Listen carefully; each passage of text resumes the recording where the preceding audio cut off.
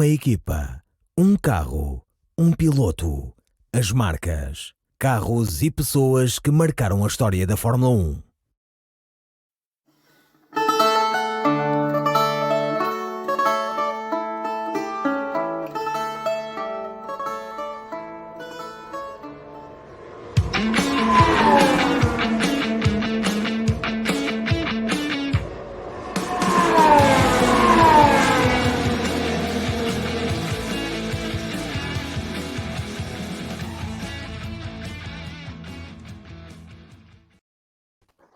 Olá, bem-vindas e bem-vindos a mais um Vamos Falar de Fumo, hoje com uma equipa, um carro, um piloto. O piloto de hoje é Alain Prost, o tetracampeão do mundo francês. Comigo tenho o João Carlos Costa mais uma vez e o Vasco Pinheiro. Um prazer tê-los aos dois para mais uma grande conversa sobre Fórmula 1. Começar por agradecer aos nossos patronos e às nossas patronas que apoiam o podcast e que hoje, este episódio, vão ter acesso prioritário, portanto vão recebê-lo imediatamente, enquanto que só será depois publicado nas restantes plataformas daqui a uns dias.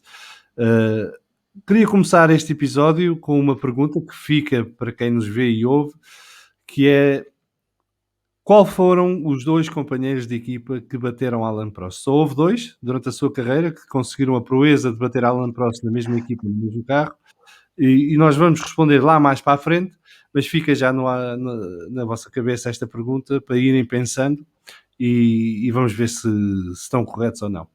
João, Alain Prost, 12 temporadas na Fórmula 1, a primeira parte entre 1980 e 1991, e depois voltou em 93 com a Williams.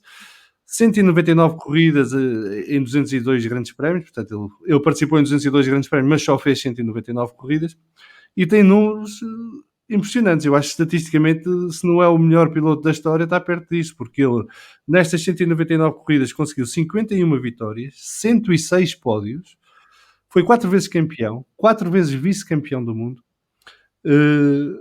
começou na McLaren, passou pela Renault, regressou à McLaren, foi à Ferrari e foi à Williams. Um percurso quase único da história da Fórmula 1, diria. Olá a todos. É um facto. E muitas vezes esquecemos do Alain Prost. E acho que é uma injustiça. Eu acho que o Alain Prost, eu não sou muito dado a pintura, mas há um pintor que eu gosto muito, que é o Monet. O Alain Prost é o Monet da Fórmula 1. Parece tudo fácil. E acaba muitas vezes por não ser reconhecido. Nós olhamos para um quadro do Monet, e volto a dizer, não sou nada especialista, e aquilo parece que é tudo muito fácil. E não é. E o Alain Prost dava essa sensação. Até porque o Alain Prost, se pensarmos bem, podia ter sido o primeiro 7 vezes campeão do mundo da Fórmula 1.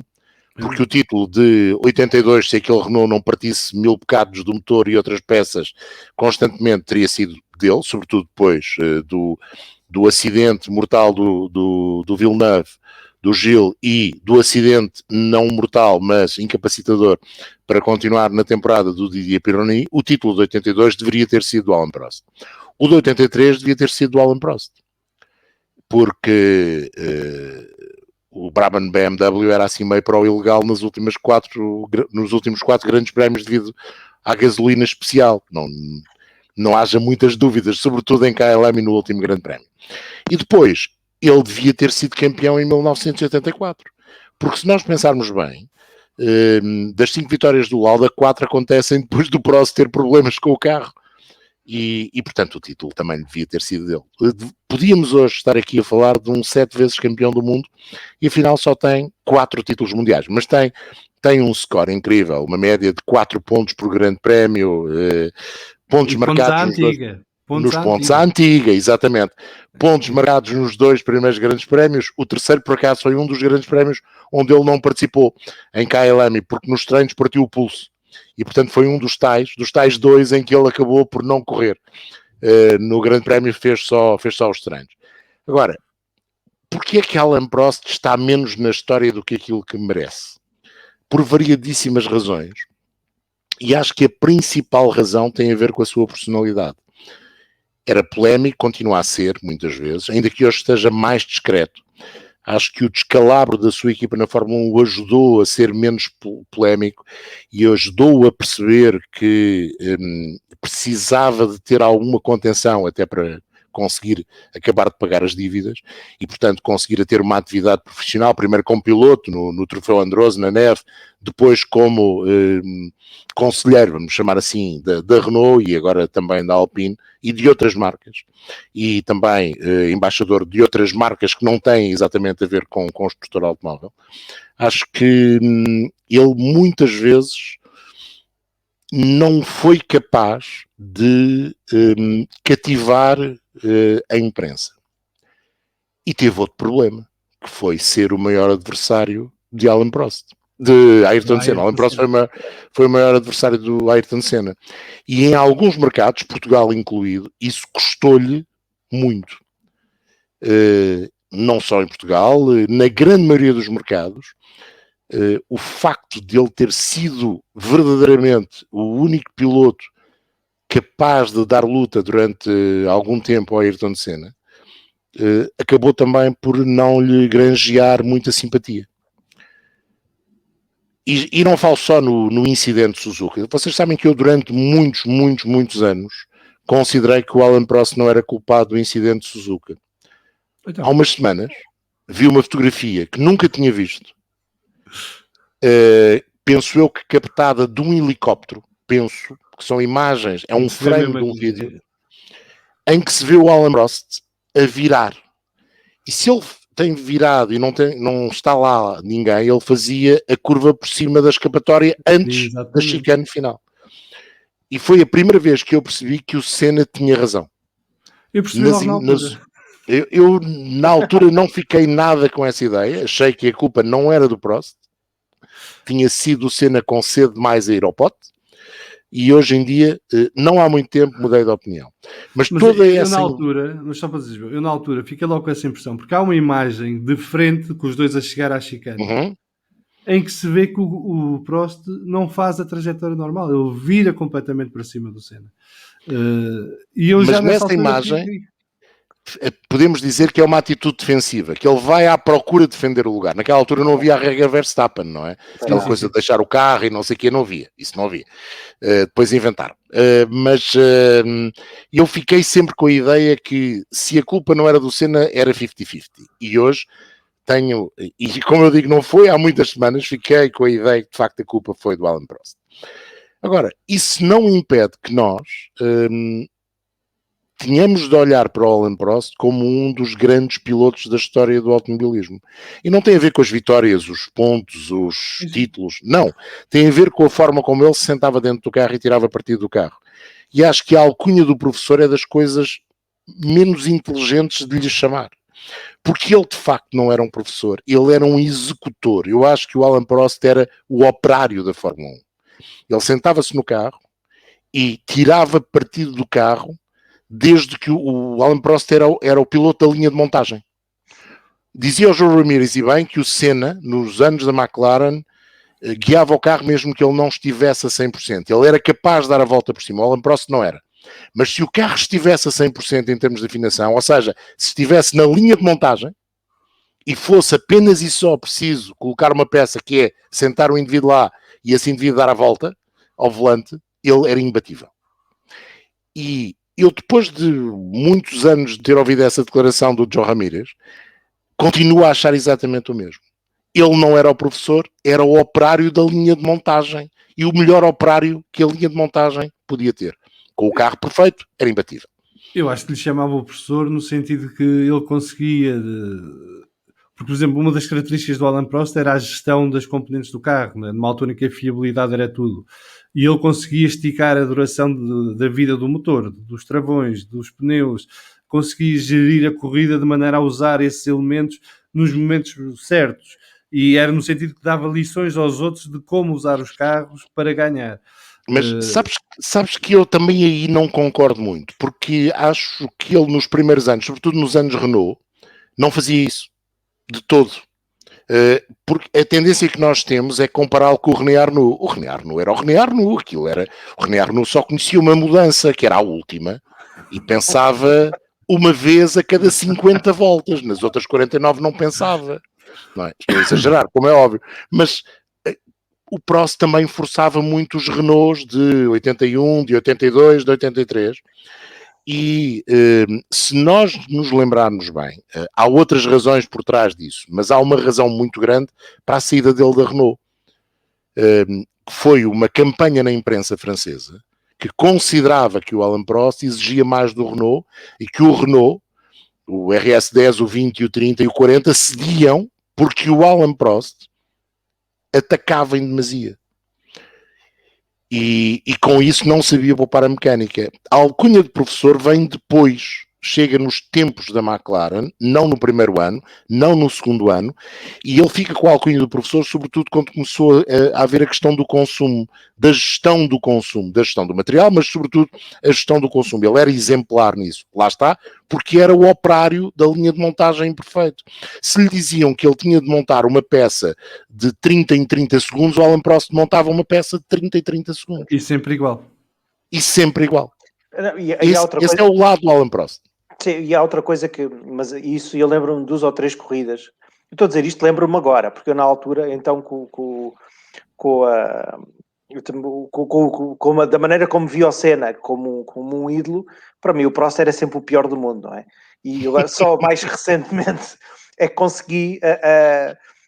mas é impressionante como nós ao longo da vida depois vamos mudando de opinião em relação aos pilotos e às pessoas, mas é engraçado, lembro de uma corrida que vi recentemente sobre do Prost num Grande Prémio do México, creio que de 91 ou de 90, já não me lembro, confesso que não me lembro, mas em que o Prost não tem um carro extraordinário, nas primeiras voltas deixa os outros irem e depois devagar vai recuperando, e ele fazia isso com uma inteligência.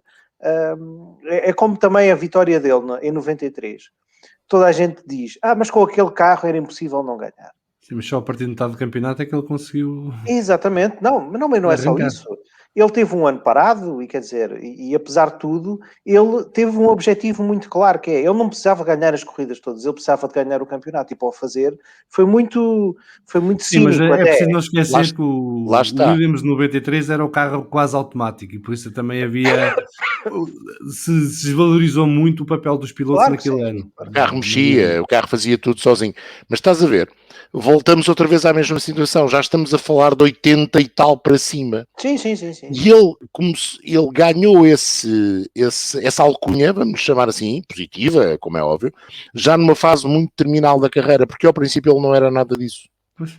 E foi desenvolvendo. Por exemplo, ele tinha uma característica que era único. Ele travava mais cedo que a grande maioria dos pilotos.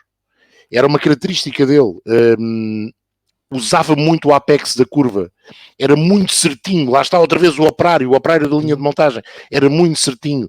O Senna não. O Senna atirava o carro e mergulhava o carro e era o Verstappen. O Senna é o Verstappen também, se quisermos, não é? Aquele controle absoluto, fazia coisas incríveis. O Prost tinha outra maneira de explorar o carro, poupando, verdade, a determinada altura, sobretudo depois de ter...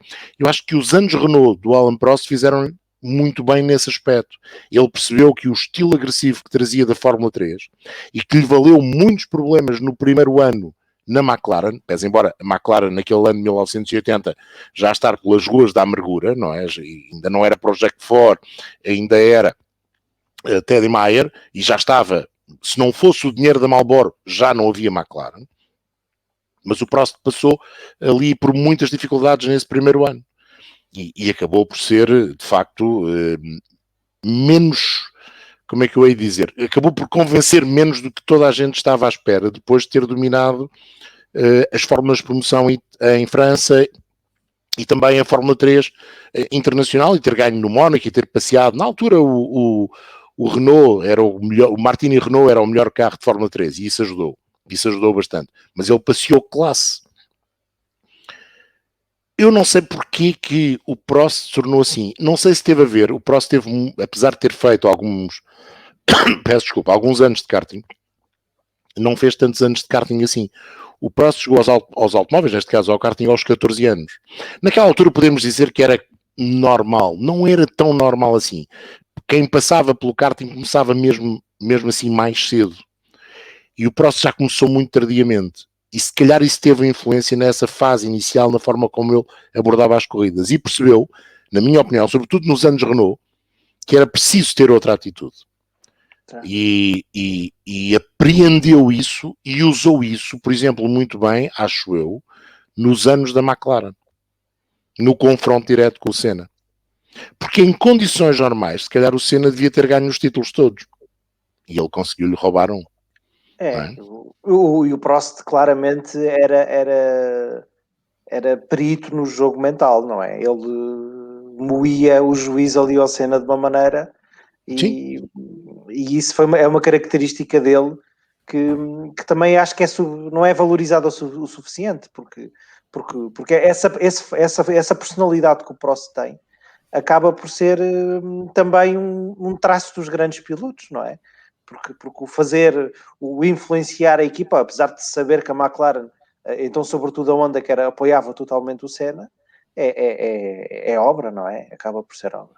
Eu, por acaso, acho que o período menos feliz do Prost, não sei se não acaba por ser até a Ferrari. Por duas razões. Na minha opinião, por duas razões. Uma é, ele no primeiro ano, quando ele não quer mais o confronto com o Senna. Convém nós não nos esquecermos uma coisa. O Senna foi para a McLaren porque o Prost deixou, porque não queria o Piquet. Exatamente, vetou o Piquet. E, portanto, vetou junto ao Ron Dennis o Piquet. E vem o Senna, que o Prost considerava que era mais fácil de gerir do que o Piquet. E acho que não tinha tanto a ver com a capacidade de pilotagem. Acredito que o Prost já tinha percebido que o Senna, de facto, estava num patamar também ele superior, o Piquet, como é óbvio também, mas era mais fácil de gerir em termos de personalidade. E chocavam menos. E não veta ao Senna, não é? E quando vê que o Senna é tudo menos isso, ele tem uma de duas opções. Não conseguindo dar a volta por dentro na McLaren, ou vai embora definitivamente da Fórmula 1, e ele não quer ir, ou vai à procura de uma equipa que lhe possa dar o carro capaz de ele lutar diretamente com o Senna. E nessa altura, até porque o Williams, por razões óbvias, estava num período menos bom, não é? Porque estava na fase de transição entre o motor Honda e a chegada dos Renault de grande competitividade, ele só tinha a Ferrari. E o primeiro ano da Ferrari não é nada mau. O problema foi a forma como ele geriu a sua ligação ao César Fiore. Convém não esquecermos aquelas declarações do Grande Prémio de Portugal e a história do caminhão, o carro é um caminhão, que levaram que os italianos o mandassem embora. É assim, não foi o único piloto despedido da Ferrari, mas com pompa e circunstância, acho que foi mesmo nos últimos 30 anos o único piloto que foi despedido da Ferrari. Mandaram-no embora. A porta é a serventia da casa, vamos lá embora, vai embora, não é? Não, e a meio da temporada, não é? Quase no fim, já, mas... Faltavam 2 corridas, não era? Sim, mas a questão começou muito antes. Sim, mas depois disse isso, nunca mais pegou no carro. Não, e porque de facto enfrentou, não é que ele não estivesse habituado a enfrentar pessoas de caráter forte, o Ron Dennis é o melhor exemplo, mas o Sergio Fiorio era outra coisa. Primeiro, porque era o Cesare Fiorio, e em Itália é latino e é Deus. O Cesare Fiorio, por aquilo que tinha feito na Lancia, eu acho que quando foi para a Ferrari, ele era tipo o possível salvador da pátria. Não interessa se sabe muito de Fórmula 1, mas é o Cesare Fiorio. E portanto, e sabendo nós como é que a imprensa italiana funciona, a partir do momento em que o Prost se opõe ao Cesare Fiorio e começa a dizer mal da Ferrari, a imprensa italiana caiu-lhe em cima. Os tifosi... Ainda para mais um francês, do outro lado dos Alpes, um rapaz de Saint-Étienne, meu Deus, mas então agora vem aqui este moço dizer mal da Ferrari, vai-te lá embora. E do Cesare Fiorio. E tinha razão, o mais grave é que o Alan Prost, tudo aquilo que disse, era verdade, aquele carro era um caminhão. Era um buraco. Era um caminhão inguiável, pesadíssimo, não é?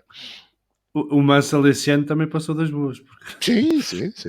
aquilo o carro não valia nadinha.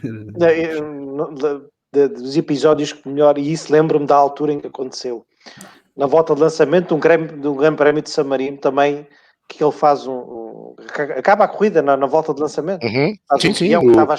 Exatamente. Que não foi só porque o carro, ele também teve algumas culpas no cartório. Aliás, ainda na transmissão no domingo eu falei nisso, nesse peão do Alan Prost na volta de lançamento. Sim, mas aquele ano 90 foi um ano muito intenso também e que acabou, como todos nos lembramos, não é? Para quem viu na altura, para quem não sabe, acabou com aquele acidente em que o Senna põe o Prost fora de pista na primeira curva em Suzuka, que curiosamente 24 horas depois de ter avisado que o ia fazer, e portanto Sim. A coisa ainda é mais complicada e é impressionante como é que não... Portanto, não sei se, fazendo aqui um paralelismo, o Schumacher retiram-lhe os pontos todos e os resultados de 97 depois do incidente em Jerez, em que tenta fazer o mesmo ao Villeneuve. O Senna sai incólume daquilo com pré-aviso. João, eu continuo a achar, e acho que já em conversa convosco já disse isso, eu continuo a achar que o Senna, toda a gente diz que o Jean-Marie Balestre defendia o Prost, e defendia, não haja grandes dúvidas. Mas a maior defesa que o Jean-Marie Balestre fez de um piloto foi do Ayrton Senna. Quando, no Grande Prémio de 91 em Suzuka, após a corrida e após a conquista do último título, o Senna diz, eu o ano passado pulo fora. Nessa altura, o piloto devia ter sido imediatamente penalizado. Sim. E se era difícil ir retirar o título de 1990, devia ter levado uma penalização. Eu costumo dizer muito a sério, muito na brincadeira, que os 100 milhões da penalização ao Ron Dennis por causa do Spygate, se calhar mereciam ter sido 10 para o Senna no dia dessa declaração.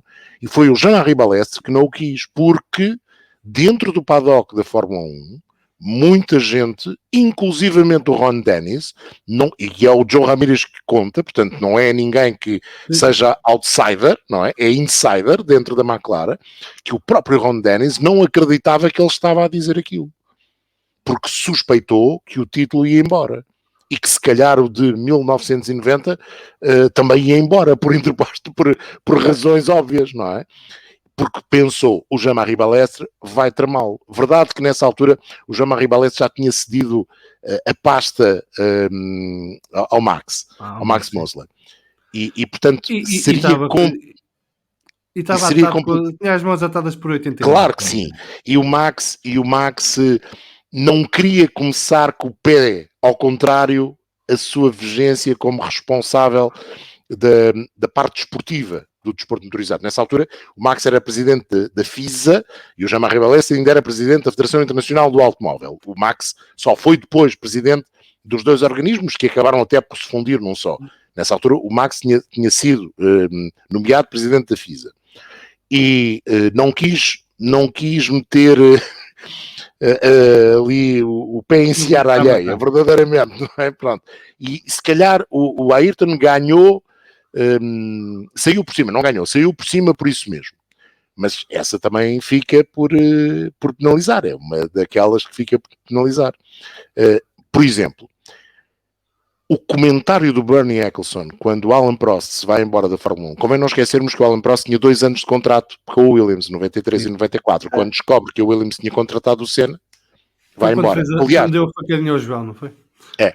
Exato, quando deu a minha facadinha na minha entrevista. Ele vai embora e o Bernie Ecclestone, uma das declarações que faz relativamente a isso foi: este senhor nunca fez nada pela Fórmula 1, pode ir perfeitamente embora. Acho de uma injustiça tremenda.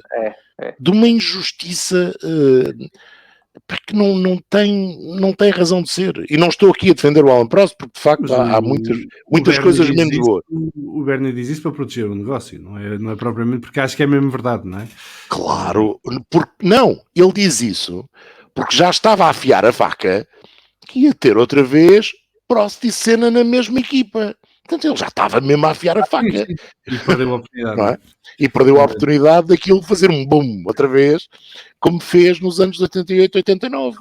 Acho que nunca antes se tinha falado tanto de Fórmula 1 e tanto daquele confronto direto entre duas grandes estrelas. E naqueles 2 anos a Fórmula 1 deu um estouro em termos de audiências, que se calhar tornou-se uma telenovela, exatamente, que só tem comparação em termos de crescimento com este atual por causa do Drive to Survive. Exatamente. Mas na altura não era Drive to Survive, era telenovela da vida real. Telenovela. Era real. Havia notícias dos dois todas as semanas. E não era scriptada, como é. Não era. Era uma telenovela mesmo. A produção da Globo e da TFAN. Exatamente. João, quanto próximo é que o Prost teve? Porque eu sempre achei aquilo um stunt publicitário de regressar ainda em 94, ou seja, de acabar por não se retirar com a McLaren Peugeot. Eu sempre fico. Eu acho que foi muito stunt publicitário, mas acho que quando a Peugeot apadrinhou a compra da Ligier para a tornar Prost, ainda pagou essa fatura. É a minha opinião. 3 anos passados, pagou essa fatura. A Peugeot, eu sempre achei o casamento Peugeot-McLaren numa coisa torta. As partes nunca se encontraram. De facto, nunca se encontraram. E acho que a determinada altura, eles, Ron Dennis McLaren, acharam que o facto de ser um francês, de ter a personalidade que tinha, de ser o personagem que era, e de, apesar de ser um homem que estava marcadamente ligado no passado à Renault, mas já tinha feito aquele percurso com a McLaren, já tinha trabalhado com a Porsche, já tinha trabalhado com a Honda, portanto já não tinha já tinham passado 11 anos, não é? Desde a ligação dele à Renault, e portanto já não estava assim tão vincadamente ligado à Renault. Eles acharam que era a cola, que era a única... ano em que tinha ganho o campeonato com a Renault. Pois. O Williams Renault. Pois, mas eles acharam que havia ali a hipótese de ser a cola. E acho que nunca passou disso. É a minha opinião. Acho que a fatura foi paga depois, com a ligação Prost-Peugeot, quando a compra da Ligier... Foi uma ligação fantástica. Foi, mas acho que é uma ligação muito cocoricó, muito francesa. Porque... E acho que ainda uma equipa boa. Estragaram uma equipa boa, na minha opinião. Eu era fã da Ligier. Eu sei que o Briatore já tinha pegado naquilo e transformado aquilo numa coisa diferente. E quando chega às mãos do Prost já vai com outro ADN, digamos assim. João, o Briatore já tinha exprimido aquilo que a Ligier tinha para dar. Não é? Já tinha tirado tudo. E acho que a determinada altura, para salvar uma equipa francesa, atenção que já não era Mitterrand o presidente, mas ainda havia muito mitterrandismo em França.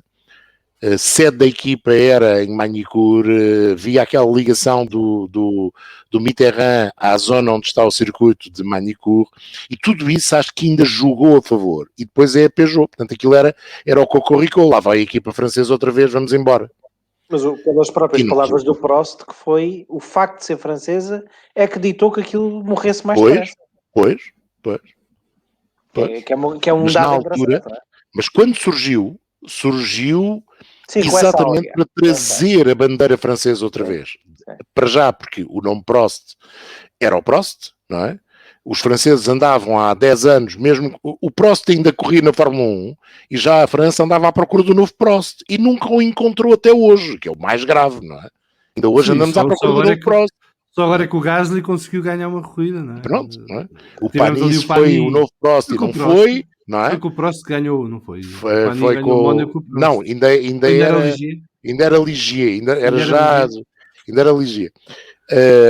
Portanto, é isso que temos de entender. A força do Prost, naquela altura ainda, e acho que é o pior negócio que o Prost faz, porque ele acredita tanto que é capaz, que acaba por o levar verdadeiramente à falência, e custou-lhe ali uma velhice tranquila. Sim, ainda hoje tem que estar a trabalhar para pagar contas. Porque aquilo de facto foi... Eu li uma entrevista dele em que ele falava do último ano da Prost F1, e aquilo era uma história horrífica. Sim, era uma história... Ele basicamente nos últimos meses aquilo andava a tentar arranjar dinheiro onde desse, porque ele estava em desespero completo. E foi uma pena. Assim, o estranho da Prost F1 é que aquilo ainda prometeu. O primeiro ano, os primeiros anos, ainda prometeu uma coisa. Foi muito interessante. Mas depois, e ele depois acaba com os motores da Jude ou da... Não. Ele continuou com os motores da Peugeot, mas com o nome da Acer, ou seja, sim. Que era um fabricante de computadores. Mas o último ano ainda foi com os motores da Peugeot. Eram mas com outro nome, que foi uma maneira também de ganhar dinheiro, porque a Peugeot já tinha saído da Fórmula 1, creio eu. A Peugeot nessa altura já tinha saído da Fórmula 1. Já tinha saído da Fórmula 1. Sim. Mas vamos voltar aqui atrás. Nos anos 80, toda a gente fala da rivalidade de Prost-Senna, mas também houve uma rivalidade muito grande entre Prost e Piquet, porque eles em vários anos estiveram ali à desgarrada. E ora ganho eu, ora ganhas tu. E quando não ganhavam os dois, estavam ali à bica os dois de ganhar o campeonato. Porquê que a rivalidade com Piquet não tem o mesmo protagonismo que teve a rivalidade com Senna? Até porque era uma rivalidade em que o Prost estava mais envolvido e era mais, como é que eu ia dizer, vocal, digamos assim. João, pensa só. O Prost, quando tem a rivalidade com o Senna, já é o Alain Prost. Quando tem a rivalidade com o Piquet, ainda era o Piquet que já era o Piquet. Pois. Não é? Posso fazer o papel de Senna nesta o Prost tinha perdido para o Piquet por causa dos Renault. Tinha perdido um campeonato para o Piquet por causa dos Renault. Portanto, ele fazia o papel um bocadinho de Senna nessa altura. De uma forma diferente, mas fazia o papel de Senna. E ficou-me sempre a ideia que a rivalidade era mais Piquet-Prost, ou seja, que o Piquet se sentia mais ameaçado do que propriamente ao contrário. Exatamente ao contrário do que acontecia na rivalidade Prost-Senna, que eu acho que a determinada altura foi o Prost que se sentiu muito ameaçado e o Senna percebeu que uma das maneiras que podia derrotar o Prost era exatamente fora do carro. E conseguiu. Essa é que é a triste, ou não, realidade. O Prost foi derrotado também. Foi derrotado no carro, mas foi derrotado fora no carro. E o Piquet tentou isso com o Alain Prost, mas nunca conseguiu. É tão simples quanto isso. Nunca conseguiu. E quando o Piquet tenta reganhar essa rivalidade, já estávamos numa fase em que, primeiro, o carro do Prost nos anos McLaren Tag Porsche era melhor. Segundo, quando o McLaren se confrontou com o Williams Honda, o Prost levava vantagem por aquelas razões de operário que sabia pôr a máquina a funcionar sem dar problemas. O título de 86 não é mais do que isso. É uma máquina que funciona. E do outro lado há dois galos para um poleiro. O Frank Williams não era o Ron Dennis e a coisa descambou. Pronto, só podia ser. Porque nesse ano, se pensarmos bem, o Piquet não fez nenhum trabalho de bastidores contra o Alain Prost. Fez contra o Mansell. Pois tinha mais com que ser. Porque ele não achava que o Prost fosse adversário nesse ano. E ele ainda hoje diz isso. Ele diz que em 86 só perderam o campeonato do mundo por estupidez da equipa. Sim. Na lógica dele, o Prost nunca teria tido hipótese de ser campeão naquele ano se não fosse a guerra da Williams. Mas o Mansell diz exatamente a mesma coisa de outra maneira. Disse, nós só perdemos o campeonato porque a Honda só dava os motores bons ao rapaz brasileiro. Ele levava mas ele acredita mesmo nisso? Ele acredita mesmo nisso? Ele acredita e diz que tem provas, e há vários jornalistas, sobretudo os jornalistas mais ligados à Honda, que afirmam isso. Que havia motor 1 e motor 2. Havia um motor, sobretudo em qualificação, havia mais motor Piquet do que motor Mansell. Mas isso não explica como é que o Mansell conseguia ser mais rápido que Piquet, então. Porque o Piquet já estava numa fase... Vamos lá ver. O Piquet, quando sai da Fórmula 1, sai de uma forma já... uma fase muito descendente da carreira. São muitos anos à frente, verdade, não é? O Piquet é confrontado com o Schumacher e no primeiro grande prémio em Monza, em 91, aquilo é um descalabro para o lado de Piquet. Sim, mas O ele também rapaz diz que alemão, o Piquet diz que depois de Imola de 87, que o piloto campeão do mundo de Fórmula 1 morreu. E que aquilo, a partir dali, ele dedicou-se para ir ganhar dinheiro. E que ele sentiu pois, que a seguir a esse acidente já não regressou ao nível a que estava. pois, acredito. Da mesma maneira que se diz que o Prost tinha a tal finesse de pilotagem, não guiava a chuva bem por causa de ter estado envolvido no acidente que quase ia vitimando o Didier Pironi. Diz-se isso, que ele a partir daí, desse toque nos treinos em Hockenheim, que nunca mais quis guiar bem à chuva, nunca mais foi capaz de guiar bem. Eu acredito que seja verdade, ele próprio em algumas entrevistas deixou muitas vezes entender isso. Não sei se a pergunta começou-lhe a ser feita basicamente 10 anos depois, com a história de Donington, não é? Sim. Ainda que antes houve alguns grandes prémios em que ele à chuva não esteve brilhante. Mas a pergunta surgiu com Nomeadamente no muita... Mónaco. Sim. Surgiu com muita força exatamente depois do Grande Prémio da Europa em Donington em 93, em que ele de facto é batido pelo Senna. O Senna deu um show e o Prost não foi capaz de dar o mesmo show nesse Grande Prémio com um carro potencialmente superior. No papel era superior. Mas esse incidente de Hockenheim com o Pironi pode ter sido, diz o Prost, não sei se é desculpa, se não é, mas o Prost já o disse várias vezes, que isso foi motivador para que ele passasse a ter algum receio e não fosse capaz de ser tão rápido. Aliás, nesse ano de 93 não foi só em Donington, em Interlagos as coisas também não lhe correram nada bem com o piso molhado, ele levou uma lição, e que lição também. Sim, não, e isso nós falamos às vezes no podcast sobre a questão da confiança dos pilotos no carro, não é? E a diferença que isso pode fazer em termos de tempos e de diferença para os companheiros de equipa. Nós, o ano passado, falávamos muito disso por causa do Vettel na Ferrari, por exemplo, em Sim. olhávamos para o Leclerc, que se sentia à vontade com o carro, percebia as limitações do carro e tirava o máximo do carro, e o Vettel não tinha essa confiança. E, portanto, isso aumentava a diferença entre eles. E se um piloto vai para a pista, Niki Lauda em 76, salvo erro, o último grande prémio Suzuka, chovia por todo lado, o homem não se Não, sentia... em Fuji, o grande prémio foi em Fuji. Exatamente, Fuji, peço desculpa. Chovia por todo lado, o homem não se sentia confortável em pista, não conseguia extrair, e a decisão dele foi parar e desistir do campeonato. Eu ainda tinha a esperança que o ano não acabasse, não é? Mas... a verdade é que ele decide encostar porque não sentia essa confiança. Portanto, eu acho que quando um piloto diz esse tipo de coisas, eu tendo a acreditar. Não o diz de boca para fora, não é? O Demanil também teve uma reação muito parecida, acho que num grande prémio qualquer com o Jordan, em que também parou e disse não, chega, acabou. Porque realmente quando não há confiança, não há confiança. É inevitável. E é quando eles também percebem a mortalidade da coisa, não é? Ou a falta de imortalidade. Porque eles, quando estão com confiança e acreditam no carro, eles até se esquecem que podem morrer com um acidente, não é? Sim. A partir do momento em que deixam de ter essa confiança, isso está sempre presente, não é? Pode ser nesta curva, pode ser na curva a seguir, pode ser no fim da outra reta, pode ser não sei o quê, e está sempre a moer. Eu percebo, e acho que nenhum piloto diz isso para dar desculpa do que quer que seja, porque até porque não lhes fica bem se... É um sinal de fraqueza, não é? Nenhum piloto quer assumir um sinal de fraqueza em público, mesmo seja a posteriori. Porque, pronto, tem a ver com o ego deles e é uma das coisas que eu também acho giro, que as pessoas fiquem muito impressionadas, que pilotos tenham egos muito fortes.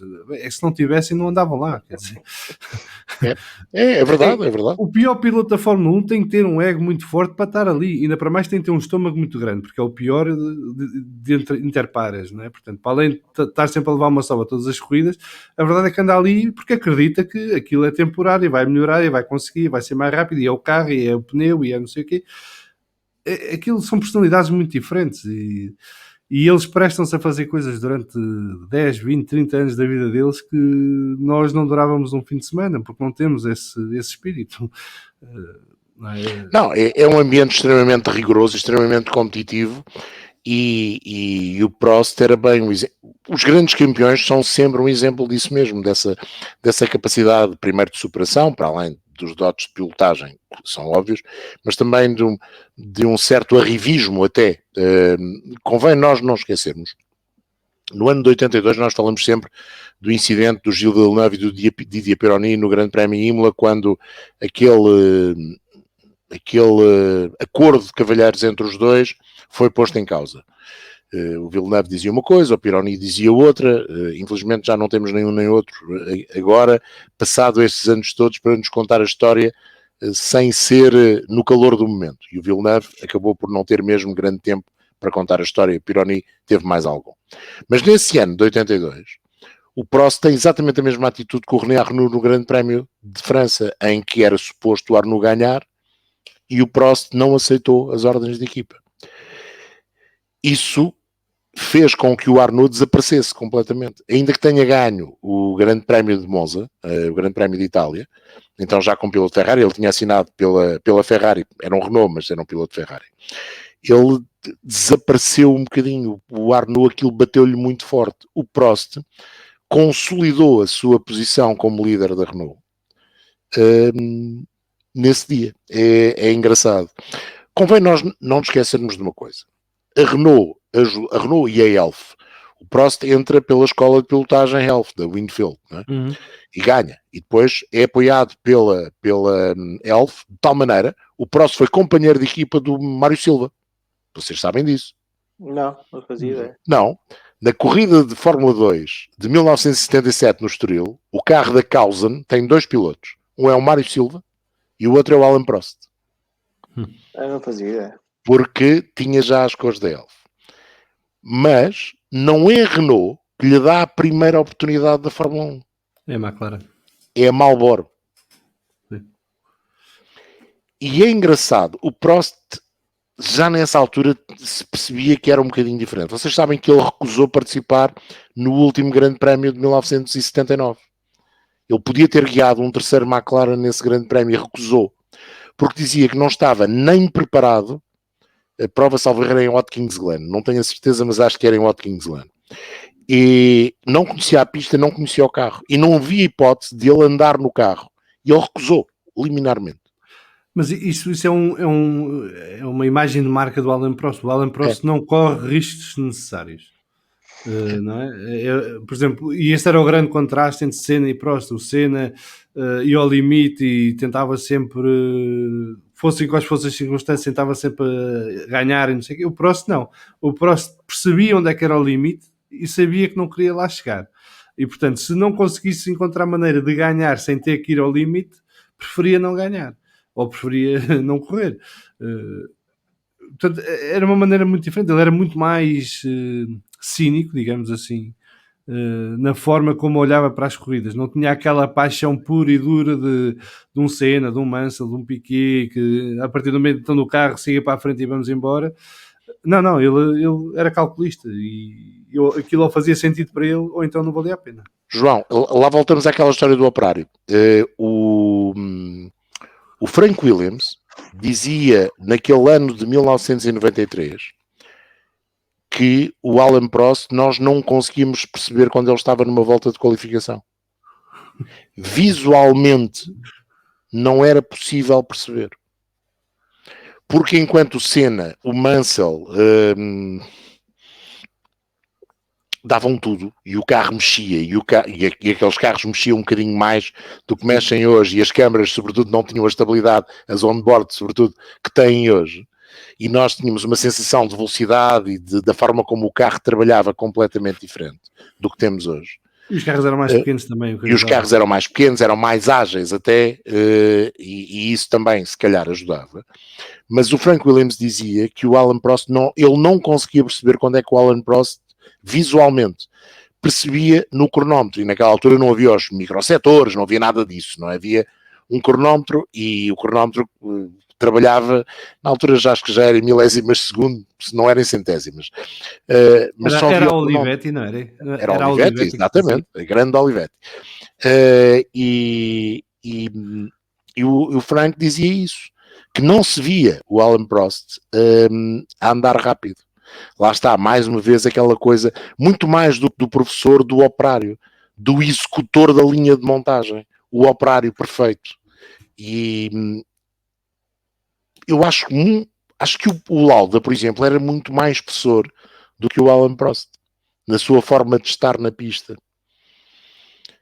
Mais autoritário, mais capaz de mostrar a diferença, mais capaz de impor a sua lei, mais capaz de ser ele a ditar qual era o currículo.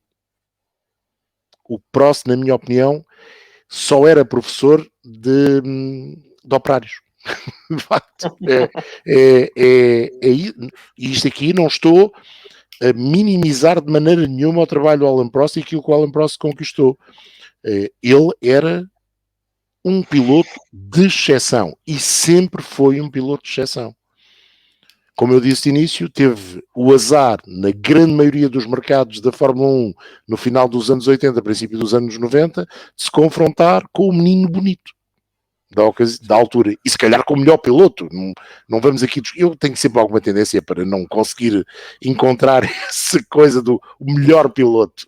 Eu digo que o melhor piloto é o piloto de autocarro da Cidade do México, que nunca teve qualquer hipótese de chegar à Fórmula 1. Portanto. Mas eu, por exemplo, eu na altura achava que o Senna era melhor do que o Prost, e hoje, olhando para trás e já tendo revisto muitas vezes as corridas e lido mais sobre aquela época, fico com a sensação que o Prost até era melhor do que o Senna. Mas Senna era mais exuberante, era mais... Senna puxava mais à emoção, não é?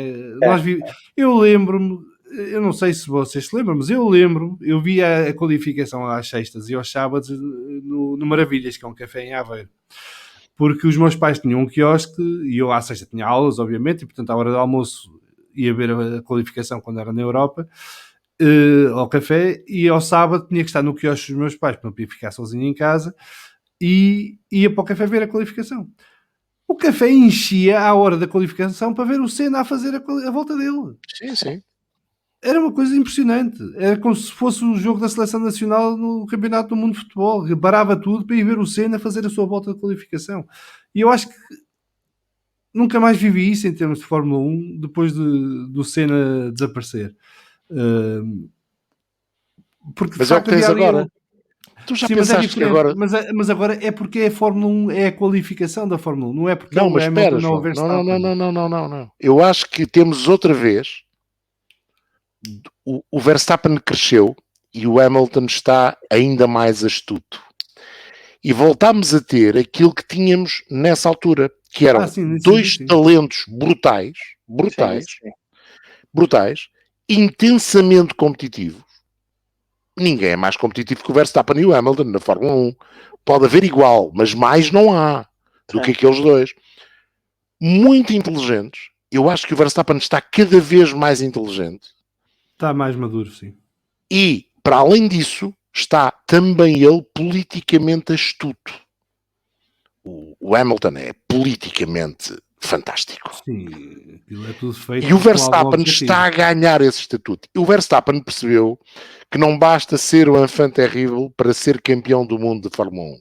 Não basta ser capaz de salvar de uma situação como se salvou no domingo, no recomeço da corrida, para ser campeão de Fórmula 1. O título de Fórmula 1 ganha-se em várias frentes. Ganha-se na frente do asfalto, na frente do microfone, na frente daquilo que se passa por trás do microfone e no bastidor da política. Aliás, não é por acaso que, por exemplo, o Verstappen também não aparece no Drive to Survive. Exatamente. Não me parece que seja por acaso. Vocês acham que se houvesse um Drive to Survive naquela altura, o Prost e o Senna apareceriam de boa vontade? Não havia sequer Drive to Survive. Sim, mas no caso de haver, não. Naquela altura não havia. Não Prost, havia. Então, de certeza, o Senna talvez. Para já o Eccleston não deixava entrar ninguém com câmaras de televisão dentro do paddock, para começar. Ou é da fome ou não entra. E depois, se houvesse, ia ser sobre as namoradas e a vida dos pilotos fora das pistas e olha o meu relógio Rolex novo e o meu Tag Heuer e andávamos nisto. E o meu Mercedes AMG. Exatamente. E por aí fora. Era o estilo de vida, era o lifestyle de Fórmula 1. Mas é interessante também olharmos para o Prost e percebermos que se calhar não foi o Prost o primeiro a dar o passo do confronto com Senna. Porque se nós pensarmos bem, e já andamos aqui há alguns anos, em 1988, a primeira metade da época, os dois eram só sorrisos um para o outro. Havia Até que o Senna traiu o competitividade. acordo. E depois, quando o Senna empurrou o rapaz ali para o muro do Estoril, a coisa complicou-se grandemente. Não, aquilo Portanto, começou porque começou havia um acordo entre os dois para a qualificação, salvo erro, e o Senna rompeu o acordo, já não lembro em que pista foi, não sei se foi Imola até, e a partir daí a coisa azedou. E depois, quando foi Portugal, azedou de forma definitiva.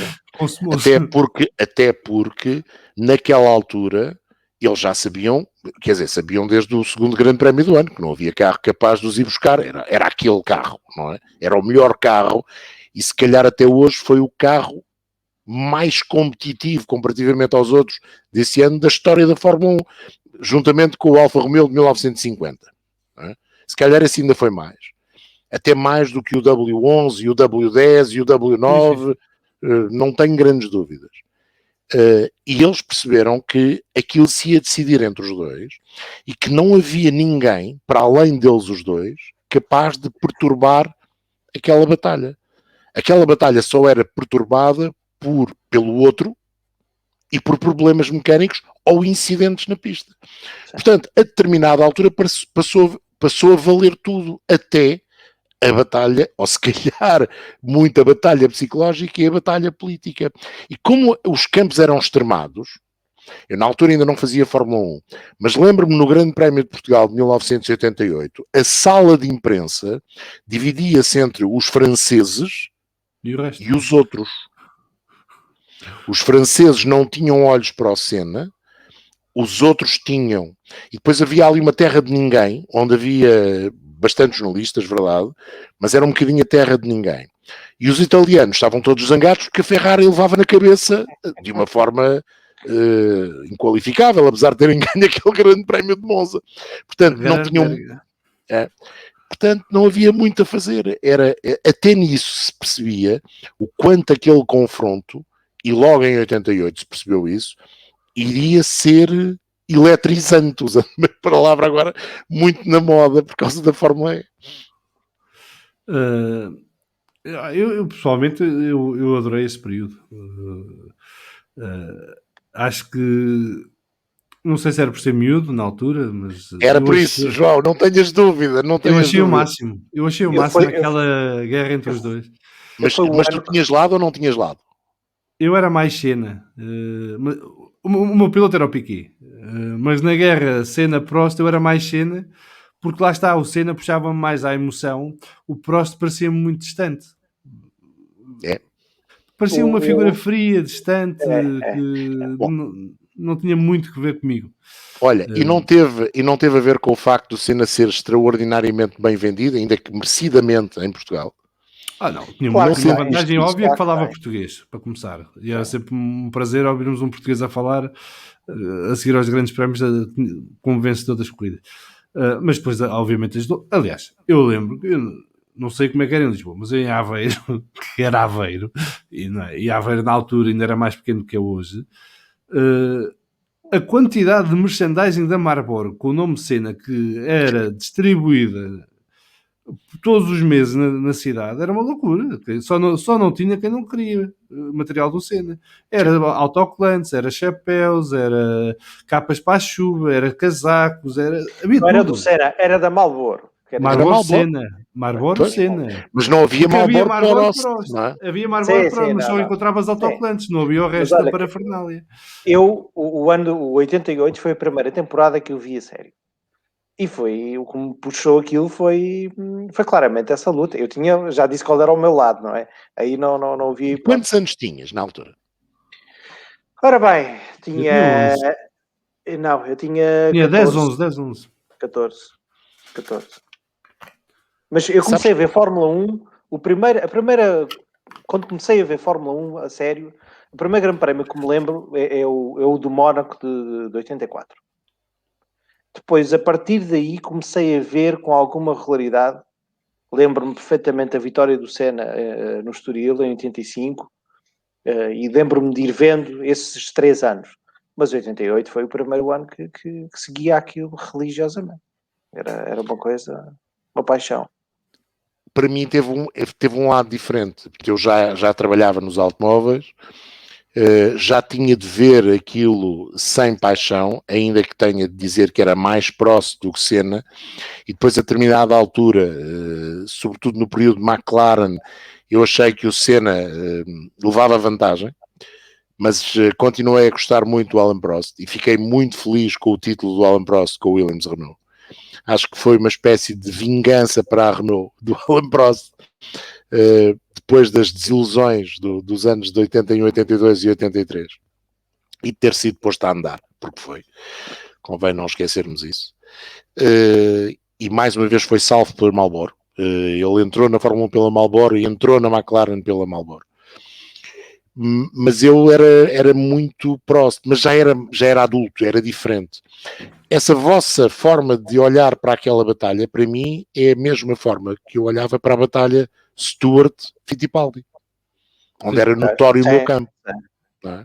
O meu campo era o Stewart e não o Fittipaldi. Eu queria era que o Fittipaldi, que o Lotus 72 desistisse a todos os grandes prémios na primeira curva. Não é? Quanto muito que o Stewart perdesse para o Saver.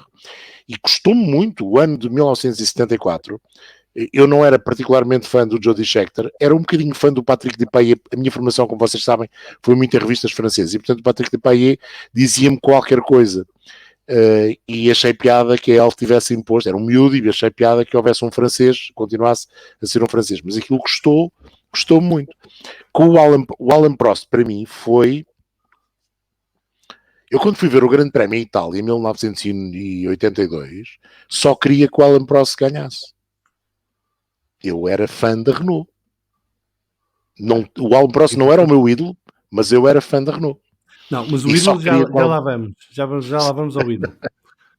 Tivemos uma pergunta no nosso YouTube que depois temos que esclarecer. Mas deixa-me só fazer um parênteses que é para vocês verem como as coisas são. Hoje em dia, se fosse miúdo e se começasse a ver Fórmula 1 por estes tempos, eu era um fanático do Verstappen. Porque é isso que tu não sei, hoje é diferente. Não, mas espera aí, mas porquê? Porque o Verstappen é muito parecido, por exemplo, com o Senna. Nesse aspecto. É o enfant terrible, é o tipo que desafia tudo. O enfant terrible é o Alonso. E é há 20 anos. Tá bem, mas estamos a falar de agora. É o tipo mais... Não. Quem começou a ser, é o tipo mais incómodo, que diz o que tem a dizer. Está bem, o Verstappen também incomodou muita gente. Olha, não te esqueças quando... Não, mas é diferente. É diferente. O Verstappen incomodou muita gente ao princípio porque era bruto. Sim, não era porque aquilo que dizia incomodava, era a maneira como dizia as coisas. Mas para quem está a começar a ver Fórmula 1 e estas coisas são mais despertadas pela paixão e por essas coisas, o Verstappen apela muito. E eu não sei, mas isto para dizer o quê? Eu vou-te dar razão, que é, eu hoje em dia, quando vejo um piloto como a Verstappen, não tenho interesse absolutamente nenhum. Não percebo, eu não consigo racionalizar. Eu acho que hoje em dia, e se calhar também isso não é só o Drive to Survive que explica o sucesso da Fórmula 1 hoje em dia. Eu acho que eu, pelo menos, não me lembro de um paddock tão rico em personalidades fortes e diferentes É que tu não é o Hamilton, é o Verstappen, é o Leclerc, é o Sainz, é o Ricciardo, é o Norris, é o Alonso, é o Vettel. Tu tens um conjunto de personalidades, todas elas diferentes, todas elas fortes, e cada uma à sua maneira. Dá para todos os gostos, quer dizer, é quase possível pôr alguém à frente da Fórmula 1 hoje em dia e não gostar de um dos pilotos, pela maneira de ser, de estar, de falar. Isso é porque também sabemos muito mais dos pilotos, pelas redes sociais. Mas os anos 90, por exemplo, nisso foram muito fracos. A década passada havia pilotos a mais. Sim. Sabes que eu acho que foi muitos de nós, e sobretudo os mais saudosistas, falam dos anos 80 e dos anos 90, quando havia 35 e 36 e havia pré-qualificações. Eu acho que não fez nada bem à Fórmula 1. Eu gostava dos 26. Acho que os 26 eram o número certo. Os 26, sim. Era o número certo, não é? Mas a Fórmula 1 nessa altura teve alguns rapazes que não tinham razão nenhuma de lá estar. E hoje em dia, mesmo os casos excepcionais, eu acho que têm razão de lá estar e têm de mostrar, já mostraram. Nós falamos do Mazepin. O Mazepin no ano passado ganhou 2 corridas principais na Fórmula 2, daquele que é considerado o campeonato mais competitivo. Portanto, não há de ser nenhum coxo, não é? Não. Não O pode ser próprio um custo. Latifi, o próprio Latifi, É? se virmos O a diferença próprio entre o Latifi, Latifi e o Hamilton, aliás, mostrou isso este fim de Este semana. fim de semana, Infelizmente, na exato. corrida teve aquele disparate mental quando voltou à pista e bateu no Mazepin. Eu só estava a ver mas isso, quando é que diziam que a culpa era do Russos. mas Mas isso felizmente acho que a aí malta teve cuidado. eu acho que aí o Latifi foi na ânsia de corrigir o erro. Foi, claro. Então. Não foi naquela de entrar à toa para a pista. Não, foi mesmo para isto era corrigir uma o erro. oportunidade única, eu tenho que recuperar o Claro. carro e quando mete para a pista vinha mas- outra. Deixem-me voltar às personalidades. O que está a acontecer agora é outra coisa. Nós, quando éramos miúdos, não nos conseguíamos identificar rapidamente com nenhum piloto. Porquê? Porque eles chegavam à Fórmula 1 já mais velhos. E hoje nós vemos chegar muita gente à Fórmula 1 com 18 anos, com 19 anos. Quando o Mike Tackwell chegou à Fórmula 1 com 19 anos, ia caindo o Carmo e a Trindade. Hoje em dia nós estamos à espera que todos os miúdos que estão na Fórmula 4 venham chegar à Fórmula 1 aos 19 anos e aos 20, e aceitamos isso. E acho que esse é o lado que atrai o fã mais novo hoje em dia. Para além de quem luta pela vitória, é normal. Sim, Basta pensarmos o que aconteceu no futebol e com aquilo que o Porto começou a ter de mais fãs quando começa a ganhar. É normal. Eu sou miúdo, quero olhar para o que ganha, não é? E gosto de seguir o que ganha, gosto de me sentir apoiante daquele que ganha. Dá muito mais, é muito melhor, é muito mais simpático. Nós apoiarmos quem ganha do que quem perde, não é? É mais saboroso, e apanhamos menos desilusões. Os miúdos hoje em dia, para além disso, têm a possibilidade, e quando eu falo nos miúdos, falo os fãs novos, têm a possibilidade de conquistar, de ser conquistados, aliás, não é conquistar, de serem conquistados por gente nova também, e de se identificarem com o Lando Norris e de se identificarem até com o Verstappen quando ele chegou, porque acho que eles acham que estão no mesmo comprimento de onda, não é? Sim, é verdade. Não, e depois são miúdos que acabam as corridas e vão para a internet, né? para o Twitch, para o streaming e para não sei o quê. Quando nós crescemos com pilotos que víamos de 15 em 15 dias quando havia corridas, com exceção talvez do Piquet, do Senna e do Prost e pouco mais, porque os outros já era tudo muito escondido. E estes era porque levavam uma vida mais pública, digamos assim. Faziam gala disso. Sim, o Prost chegou à Fórmula 1 com 25 anos e era considerado jovem. Tinha poucos anos de monolugares. Tinha 5 anos de monolugares. Mas já tinha 25 anos. Naquela altura, era muito novo. Olha, vamos dar um exemplo. Um piloto que eu gostava muito e que faz parte do trio de pilotos que eu seguia com atenção quando era miúdo, para além do Piquet e do Senna, era o Gerhard Berger. Eu adorava o Gerhard Berger. Eu também gostava. Eu adorava o homem, eu achava que o homem era fantástico, era divertido, era relaxado naquele ambiente, estava sempre com aquele tom de quem vai pegar uma partida a alguém, era um tipo muito simpático quando falava para as televisões, e depois era um tipo que era rápido, não é? Não era tão rápido como um Senna, um Prost, um Piquet, um Mansell, estava perto, mas não chegava a esse nível, mas era um tipo que a qualquer momento podia ganhar um grande prémio, de repente. Já pensaste, João, que o Gerhard Berger tem um percurso de chegada à Fórmula 1 que em condições normais não teria levado à Fórmula 1?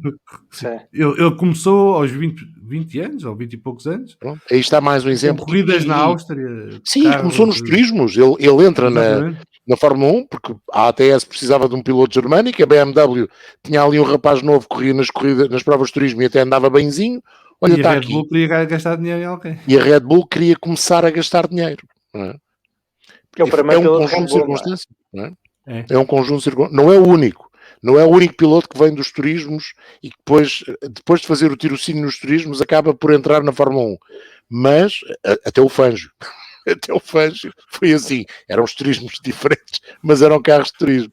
Era o que havia na altura. O Prost, por exemplo, se nós olharmos com atenção para o Prost, porque quem fala no Prost fala um bocadinho também no Arnoux, mas sobretudo no Prost. O Prost é o primeiro produto que é campeão do mundo vindo de uma escola de pilotagem, de formação. Já pensaram? Isso não sabia. Não tinha havido nunca ninguém com formação de escola. O Prost vem do kart, faz a escola Winfield, ganha, e a partir daí faz provas de fórmulas de promoção. Fórmula Renault, Fórmula Super Renault, Fórmula 3, Fórmula 1. É o primeiro piloto que faz o percurso normal da formação, faz a escadinha, apoiado por uma marca e um patrocinador, e chega a campeão do mundo. Há coisas que... Ou seja, piloto pagante. Piloto pagante, claro. Então o que é que ele é? Acho que chegámos à conclusão que são todos pilotos pagantes. São todos pagantes, é verdade. Ele é o primeiro. E é o primeiro que é interessante também analisarmos isto de outra maneira. Foi à altura, com essas escolas Infield que havia em França, várias, apoiadas pela Elf. Havia também uma que era apoiada por outra marca petrolífera, que agora por acaso é a dona da Elf. E foi em França que de repente se começou a perceber que era preciso fazer essa formação, porque até aí não se tinha muito essa ideia. As escolas de pilotagem são um bocadinho uma invenção francesa, ainda que houvesse em outros países, mas são, no aspecto de carreirismo, são uma invenção francesa. Renault Elf. E o Alain Prost é o primeiro fruto que deu flor. Aliás, como é que é? Não, é a primeira flor que deu fruto. Porque primeiro é a flor e depois é que é o fruto. Ao ser campeão do mundo. Por acaso, a primeira vez que é campeão do mundo não é nem com a Renault, nem com a Elf. Mas, sei lá, eu quero me parecer que a Renault e a Elf são as precursoras disso, muito por culpa do Michel Vaillant. Porque o Michel Vaillant cria essa ideia de temos aqui uma escola, corremos em todo lado e tal. Olha que não sei, não, mas olha que teve alguma influência. O Michel Vaillant tem outra influência. O Michel Vaillant não é que tenha inventado as corridas nos países de língua francesa, porque até foram aí que elas verdadeiramente começaram. Não é isso. Mas criou um interesse pelas corridas durante os anos 60, sobretudo nos mercados francófonos, e estamos a falar aqui França e Bélgica francófona, que foi muito importante para despoltar isso. Criou através da banda desenhada, criou através de uma série que deu na televisão francesa nos anos 60, em que os Vaillant eram alpinos, mas pronto, sei lá vê, mas ajudou a isso. E o Prost acaba por ser o primeiro grande exemplo de que aquilo é a maneira certa. Ainda hoje existem essas escolas em França. Ainda hoje se faz essa formação. Mas os franceses, estranhamente, continuam à procura do novo Alain Prost. Até nisso, o Alain Prost é importante na história da Fórmula 1. Mas vamos falar agora do francês rapidamente, antes de irmos à pergunta que eu fiz no início do podcast. Porquê é que Jean Ragnotti é o seu grande ídolo? Então, João, é assim, tem 3 explicações. Uma, talvez o melhor jornalista, nunca o conheci, infelizmente, talvez o melhor jornalista que eu alguma vez li. Um senhor francês, de enorme volume corporal, chamado Jean Larouste, que escrevia, sobretudo no Échappement, e que era uma pena extraordinária. Uma pena de escrita extraordinária. E que fez um livro sobre o Jean Ragnotti, ali no final dos anos 70, que eu comprei numa ida à França, com os senhores meus pais, e me fez ainda ficar mais apaixonado pelo Jean Ragnotti. Eu fui ver o Rally de Portugal quando o Jean Ragnotti bateu na penina para ver o Alpine A310 do Jean Ragnotti. Eu adorei a hipótese de ele ganhar o Rally de Monte Carlo com o Renault 5, depois ganhou o Nicolai, não achei piada nenhuma. Mas ele chegou a ganhar lá, não chegou? Chegou. Adorei a vitória do Jean Ragnotti no Rally de Monte Carlo com o Renault 5 Turbo, e ainda hoje não desculpa ao Gilles Villeneuve ter morrido naquele dia, porque impediu que a notícia do fim de semana fosse a vitória do Jean Ragnotti na Volta à Córcega. Foi no mesmo fim de semana.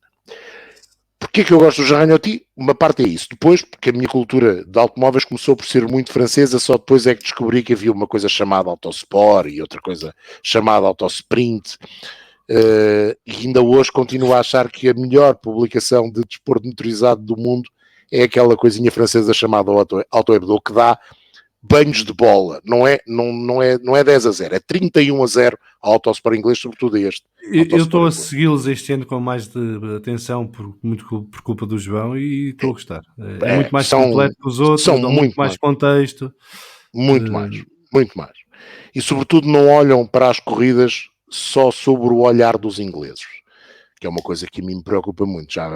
Eu no outro dia escrevi uma coisa, fez-me confusão esta história do adiar da qualificação, sim. E depois também, porque eu acho que os ingleses continuam a achar que aquilo é o campeonato Aurora AFX. Não é, aquilo é o campeonato do mundo de Fórmula 1. Por acaso o inglês manda, mas não tem que ser assim. A única coisa que me disseram que podia explicar isso de alguma maneira tinha que ver com as equipas terem que cumprir um protocolo qualquer XPTO quando é o falecimento de alguém da parte superior da família real, digamos assim. Mas é assim, mas isso então é recente, porque quando foi a Princesa Diana não aconteceu. A Princesa Diana não, mas a Princesa Diana não entra nisso. Não. A Princesa Diana estava cá para baixo. Existe um protocolo. Quando morreu agora o Príncipe Filipe, e quando morrer a rainha, que está tudo escrito.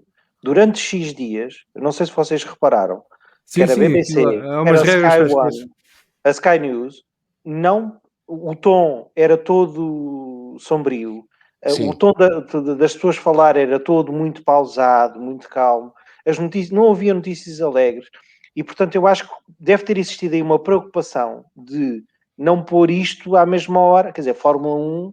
Quer dizer, em condições normais é uma coisa entusiasmante, não é? E tendo em conta a importância da Sky F1, se calhar foi por isso. Pronto. E porquê que o resto do mundo tem que de mudar as suas grelhas por causa da Sky? Tens toda a razão. Essa é a pergunta. Essa é a pergunta. Porque verdade. Não é? Eles acham que nós somos todos a Commonwealth. Nós não somos a Commonwealth. De facto, a rainha e o príncipe consorte são chefes de Estado, já não me lembro, 40 países, não é? Agora já não sei. Sim, dos que fazem parte da Commonwealth, não sei se também são em Moçambique. Eu acho que há países que os têm como chefe de Estado e nem sabem. E nem sabem, exatamente. Ou como figura principal do Estado, não como chefe de Estado, como figura principal do Estado. Moçambique, em princípio, fazendo parte da Commonwealth, também, não é? Supostamente. É ali uma parceria, é como o Sri Lanka fazer parte dos PALOP. É ali lateral. Mas o Sri Lanka ainda faz mais sentido, porque ao menos ainda usam nomes portugueses e palavras exatamente. O Bahrein também podia fazer, porque nós ainda lá tivemos muitos anos também. Mas ainda voltando ao Jean Ragnoti. Pronto, a explicação é um senhor chamado Jean Lerouste, e se alguma vez virem na net o livro à venda, chama-se Jean Ragnoti. O livro é extraordinário, conta a história inicial do Jean Ragnoti, que por sua vez é extraordinária, como por exemplo o grupo de amigos, ele comprou um Renault 8 Gordini, que era o carro que era preciso ter naquela altura, final dos anos 60, para se andar depressa, e bateu na primeira prova, e um grupo de amigos fez uma festa lá em Carpentras, acho que ele é de Carpentras, ou se não é de uma povoação ali ao pé, fez uma festa tipo feira, para arranjarem dinheiro para ele comprar um carro novo. O Jean Ragnoti tem o recorde de descida de automóvel do Mont Ventoux em neve, com o Fiat 850. É um personagem. O que eu gosto do Jean Ragnoti é o personagem. Mais até que o piloto, é usando uma expressão francesa, e lá vai toda a gente gozar comigo outra vez, é a nonchalance, aquela maneira de estar do Jean Ragnoti que me atrai. Muito anos 60. Posso dizer que ainda hoje, para aumentar a minha coleção de automóveis à escala 1.18, comprei mais um carro do Jean Ragnoti. Aliás, encomendei, não comprei porque ele ainda não saiu, mas vai sair. Que é um GD Scora. Foi um carro que foi feito em França para fazer rallies. Vão à procura. Chama-se GD com acento no E, Scora. Em que o Jean Ragnoti correu. Pronto. Os ídolos não se explicam. E é o único ídolo que eu sempre tive. Não tive mais nenhum. Pronto, fica aqui a resposta. Não sei explicar porquê. E se encontrarem o livro, façam favor de comprar. Jean Lerouste, Leroust. uma pena incrível. E se tiverem estes Chapmans dos anos 70 e 80, onde o senhor escreveu grandes prosas sobre rallies e não só, façam um favor de ler. Era daqueles que na altura, como nós não víamos tudo, nos contavam as provas com tal detalhe que nós parecia que tínhamos estado a ver a prova. Isso é muito bom. Pronto, fica aqui a resposta e a recomendação para o RAL09, que nos deixou a pergunta no YouTube e que estava muito curioso porque é que o Jean Ragnoti era o ídolo do João Carlos Costa. E vamos então acabar, voltando à pergunta que eu fiz logo no início do podcast. Quais são os 2 companheiros de equipa que bateram Alain Prost? E não é o Niki Lauda. Não, um é o Niki Lauda, o outro é o John Watson, e o que não bateu, mas ganhou o campeonato do mundo foi Ayrton Senna. E Ayrton Senna, exatamente. Porque o Ayrton Senna, apesar de ter sido campeão do mundo, não bateu o colega Alain Prost em 88. Porque o Alain Prost faz mais pontos e tem mais uma vitória do que Senna, era uma coisa assim. Mas como havia uma regra que o João já vai explicar com mais detalhe, que só contavam os 11 melhores resultados, o Alain Prost foi obrigado a descartar 5 dos seus 16 resultados e com isso perdeu o campeonato do mundo para o Ayrton Senna. Exatamente. Porque senão teria sido o campeonato. O Alain Prost nesse ano faz... parva. É a regra mais parva do mundo. O Alain Prost faz nesse ano para aí 105 pontos, uma coisa assim. 105 contra 94. E desses 105 contaram 86 ou 87. É de cabeça. 87, se calhar estou errado. 87, pronto. Sim. E de facto ele perdeu para o John Watson. No campeonato de 1980 o John Watson termina em 11º, apesar de só ter pontuado por 2 vezes. Mas o Alain Prost faz menos pontos, apesar de ter pontuado 4 vezes. Porque o Alain Prost faz 6º no primeiro grande prémio, 5º no segundo, depois volta a fazer 6º 2 vezes. Os grandes prémios, penso que um deles é em Inglaterra, o outro sinceramente não me recordo, mas talvez ou Áustria ou Holanda, um deles. Sim. E com isso tudo tem 5 pontos, porque era aquela história do 9, 6, 4, 3, 2, 1. E o John Watson, que só acaba 2 grandes prémios nos pontos, lembro-me que um deles foi em Long Beach, o outro, acho que foi o outro grande prémio dos Estados Unidos ou o grande prémio do Canadá. Foi o Canadá? Pronto. Grande. Wikipédia é uma maravilha. É a maior. Wikipédia é maior.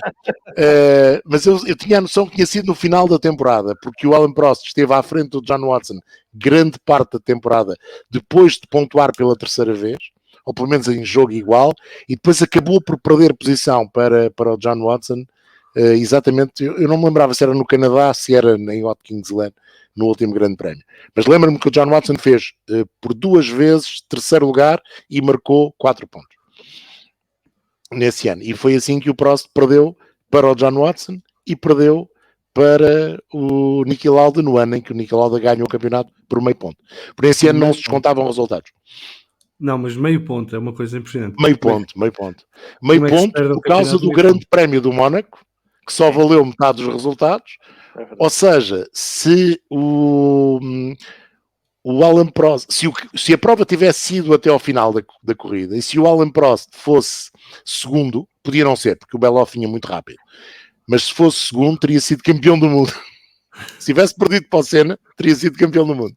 E esse era um dos primeiros momentos que se diz que o Prost foi muito beneficiado porque quis que a corrida acabasse ali. Mas aí foi porque o Prost passou 5 voltas a pedir para pararem a corrida. Pois, exatamente. Mas sabem que as pessoas sabem que o Prost a determinada altura foi namorado, se não foi namorado, usando foi aquela expressão um bocadinho mais, foi amigo íntimo. Pronto. Como é que é? Nunca sei. Amigo colorido. Da princesa Stephanie do Mónaco. Dizem as más línguas que isso teve influência. Eu tenho uma versão diferente, mas e tenho a versão Jack Hicks, que o Jack Hicks foi muito pressionado para que ele era o diretor de corrida, para que a prova terminasse, porque havia algumas dúvidas relativamente à segurança. A determinada altura, as autoridades monegascas, o Automóvel Clube do Mónaco e até a própria família do Principado estavam com medo que houvesse um acidente, por causa das condições serem de facto incríveis, e que terão feito pressão sobre o Jack Hicks. Acho que nunca saberemos exatamente aquilo que se passou. O Jack Hicks desmente qualquer tipo de pressão. O Alan Prost diz que não se sentiu de forma alguma beneficiado, apesar de admitir que pediu várias vezes com gestos para que o Grande Prémio terminasse. Ele passava a reta da meta a abanaras para acabarem a para prova. pararem aquilo. Dizem também que o Alan Prost estava com problemas no McLaren e por isso é que pedia para que isso acontecesse. Nunca saberemos. De facto, nunca saberemos. Mas a verdade é que se a prova fosse até ao fim e se o Alan Prost fosse segundo, se fosse terceiro, não. Mas se fosse segundo, teria sido campeão do mundo. E não foi por meio ponto. Era mais um título, lá está.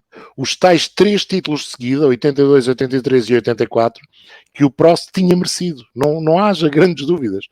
O campeão de 82 devia ter sido o Alan Prost, o campeão de 83 devia ter sido o Alan Prost, pese embora todo o trabalho que o Piquet fez, fantástico, e que o Gordon Murray fez, e que o Bernie fez, e que a BMW e a Castrol fizeram, sobretudo na parte final do campeonato, que ajudou muito ao Nelson Piquet, mas o Prost tinha sido normalmente o campeão, e 84, bis, aspas, não fosse alguns problemas de fiabilidade, e não só, mas sobretudo de fiabilidade, que o McLaren acabou por revelar.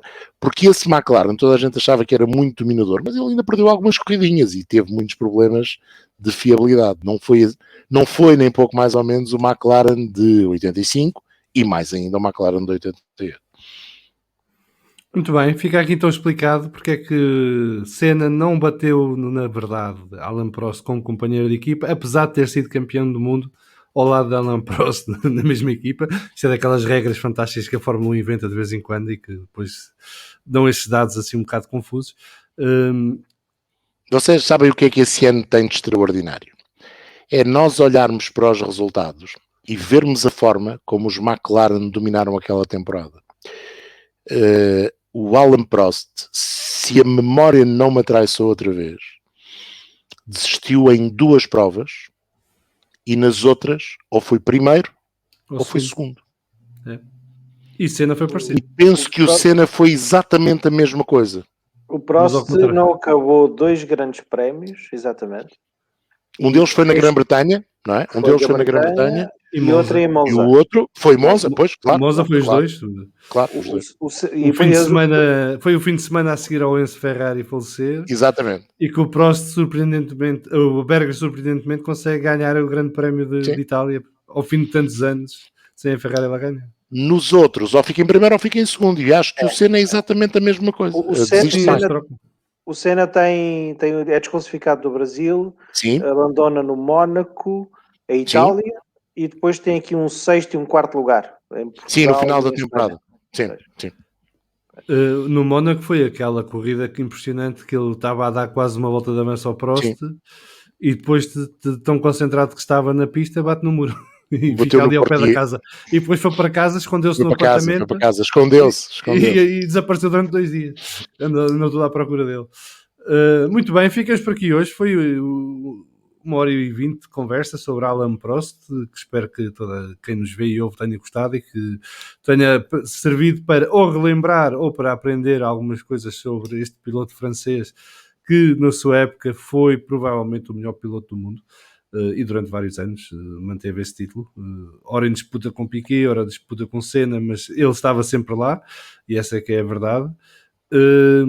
E é um piloto que hoje em dia trabalha com o meu piloto preferido da atualidade, que é o Fernando Alonso, portanto é um dos conselheiros do Fernando Alonso na Alpine. Está explicado o podcast com o Alan Prost. Não, o que vem a seguir não tem nada a ver com o Alonso e vai ser feito na mesma. Eu já queria fazer o Alan Prost há muito tempo. Nós começámos com a Ayrton Senna, esta série de uma equipa, um piloto, um carro, um piloto. E eu acho que quando se faz alguma coisa com a Ayrton Senna tem que se fazer alguma coisa sobre Alan Prost a seguir, porque os dois de facto têm ali uma história interligada, é simbiótica, não é? Portanto, não se pode falar de um ignorando o outro. E foi uma pena que as coisas tenham acabado de forma tão azeda entre os dois, porque eles tinham todo o potencial para ser na Fórmula 1, que foi o Messi e o Ronaldo no futebol todos estes anos. não é? Puxarem um pelo outro e terem feito uma história muito mais interessante e bonita em termos da história da Fórmula 1 do que acabou por ser, por toda aquela telenovela que se gerou à volta deles também. Não foi só o que eles provocaram, mas também tudo o que se gerou à volta deles, porque de facto foi extremado. E acho que era uma coisa, se acontecesse hoje em dia, provavelmente seria uma espécie de guerra civil na Fórmula 1 e não sei se a Fórmula 1 sobreviveria. Ó João, deixa-me só, antes de acabarmos, dizer uma coisa. Se o Senna fosse vivo, acho que seria o primeiro a admitir que o Alain Prost, ele ainda o fez, naquele ano de 1993 e depois 94, ainda o fez. Que o Alain Prost não tem no panteão, e aqui no panteão, neste caso dos vivos, a marca que devia ter na Fórmula 1. Acho que o Senna seria o primeiro a admitir isso. Sim, e não é só isso, é uma das coisas que, por exemplo, o Prost fala, é que acha que, e eu concordo com ele, que foi muito maltratado naquele filme do Senna. Assim, mas aí foi completamente manipulado o documentário. Sim, exatamente. Mas vocês sabem que o filme do Senna, eu não gosto do filme do Senna. Eu gosto em partes, não gosto do todo. Gosto de certas partes que me contam mais pormenores por trás dos bastidores. É como o Drive to Survive, por exemplo. Pronto. A mim o filme do Senna, primeiro acho que, tirando a escolha brasileira, a escolha dos que contam a história do lado dos jornalistas não é a melhor. Não é a melhor. A parte brasileira, sim. Depois tem outro. A mim não me conta uma história que eu não vivi ao vivo, porque vivi. O único episódio que eu nunca tinha visto daqueles foi a famosa discussão com o Balestre, em que o Piquet assume a defesa do Senna.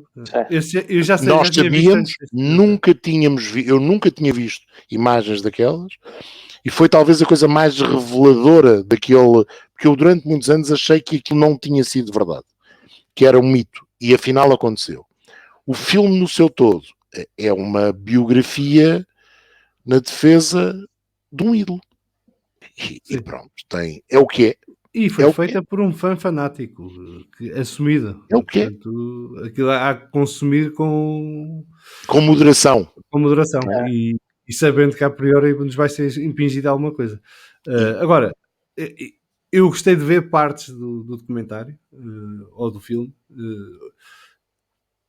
porque de facto nos mostrou algumas coisas que ou já sabíamos, não tínhamos visto, ou suspeitávamos, ou ficamos a perceber. E eu acho que apesar de tudo, o Prost, nesse documentário, apesar da manipulação que ele diz que fizeram e de toda... Eu acho que o Prost saiu humanizado desse documentário, desse filme. Pelo menos para mim.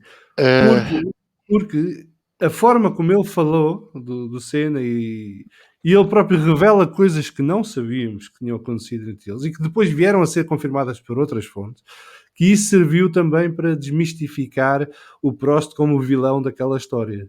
Quando na verdade não havia um vilão, se houvesse eram dois, e haviam duas pessoas com dois lados diferentes em disputa, e que sofreram pressões também de tudo o que estava à sua volta e todas as condicionantes daquele momento.